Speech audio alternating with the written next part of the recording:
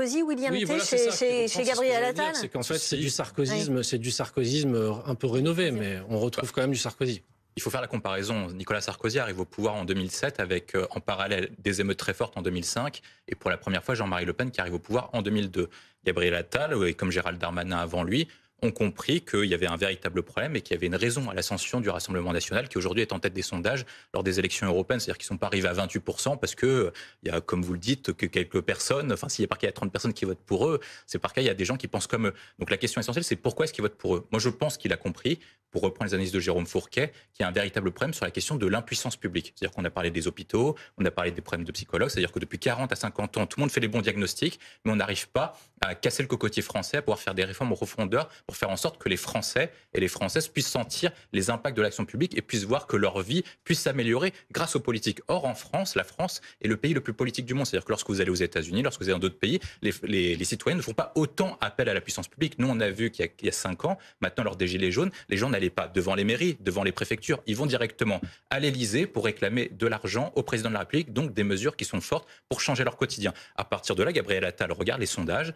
Il voit que depuis les émeutes, notamment, et depuis les dernières élections présidentielles, il y a un certain nombre de mesures qu'il faut prendre, notamment pour y répondre, sur les questions de sécurité, sur les questions d'immigration, sur les questions de l'autorité, notamment à l'école. Et donc, il essaie de faire une stratégie de communication qui soit en accord avec ce que souhaitent 65 à 70% des gens, c'est-à-dire des électeurs qui votent soit Emmanuel Macron, soit pour les Républicains, soit pour Zemmour, soit Marine Le Pen, parce que la tendance du pays et le sens du vent va plutôt dans ce sens-là, notamment sur les sujets que j'ai évoqués, donc économie et régalien. Par contre, sur d'autres questions qu'on a évoquées précédemment, comme sur la question de la fin de vie ou la conciliation de l'IVG, et ben par contre, là, de ce côté-là, il va plutôt à gauche, parce que le sens du vent est plutôt à gauche. Mais l'objectif pour lui est bien de montrer aux Français qu'il est capable d'agir efficacement et surtout rapidement, parce que trop souvent, les gens ne croient plus aux promesses, se disent il y a une annonce, mais il n'y a pas d'effet immédiat. Là, il essaie de dire voilà, je fais une annonce et de provoquer un effet immédiat. C'est pour ça qu'il fait beaucoup plus, et je termine dessus, il faut beaucoup plus de choix qui se relèvent notamment du règlement ou des décrets qui peuvent avancer beaucoup plus vite que par la loi qui prendrait du coup beaucoup plus de temps. Il faut juste rappeler aux Français qui nous écoutent que lorsque vous prenez une loi, au moment où elle est appliquée, il faut environ 18 mois à 24 mois pour prendre une loi plus les décrets d'application.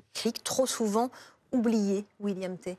Oui, c'est un problème qui est trop souvent oublié. Il y a un chiffre qui est particulièrement marquant, c'est-à-dire qu'en 1970, vous aviez 120 000 lits pour la pédopsychiatrie et maintenant vous n'en avez plus que 50 000. C'est-à-dire qu'alors que la société est davantage malade, a davantage de besoins, les pouvoirs publics ont organisé plutôt une raréfaction de l'offre de soins. Donc vous avez un véritable problème qui est plutôt anachronique. Et ça a été rappelé par Madame, c'est-à-dire que les problèmes étaient déjà très forts avant la crise sanitaire et se sont encore plus accentués avec la crise sanitaire. C'est-à-dire que lorsque vous preniez les sondages qui étaient portés à la plupart des personnes, la France était quand même le pays le moins optimiste derrière l'Irak et l'Afghanistan avant la crise sanitaire. Et ces effets-là ont été davantage accentués par la crise sanitaire avec des personnes qui ont été livrées à eux-mêmes, des personnes qui se sont retrouvées seules et qui ont été davantage portées alors que lorsque vous êtes jeune, vous avez besoin d'une construction, vous avez besoin d'être accompagné, d'avoir de solidarité et d'être construit. Mais si vous vous retrouvez tout seul, notamment au départ, la fermeture des écoles, vous vous trouvez seul chez vous, vous n'avez pas le temps de vous construire et de trouver des personnes avec qui parler. Il y a un deuxième élément qui est marquant aussi, c'est qu'alors que la société a besoin de solidarité, la société est organisée aujourd'hui d'un point de vue libéral de liberté, avec les réseaux sociaux, avec les différentes offres de chaînes d'information, etc. C'est les personnes sont livrées à eux-mêmes. C'est-à-dire qu'aujourd'hui, lorsque vous avez besoin de parler, à qui vous pouvez parler lorsque vous êtes à l'école, lorsque vous pouvez difficilement parler à vos parents parce qu'ils travaillent, etc. Donc, on a une société qui est plutôt anachronique et qui ne répond pas aux problèmes. Le deuxième point que moi je vois, c'est que globalement, on a un problème qui a été décrit par tout le monde, c'est que l'offre de soins n'est pas adaptée à la société actuelle. C'est-à-dire qu'on essaie de réparer une offre de soins qui, de toute façon, ne peut pas être réparée. C'est-à-dire qu'aujourd'hui, lorsque vous prenez les chiffres, on parle souvent de moyens, etc.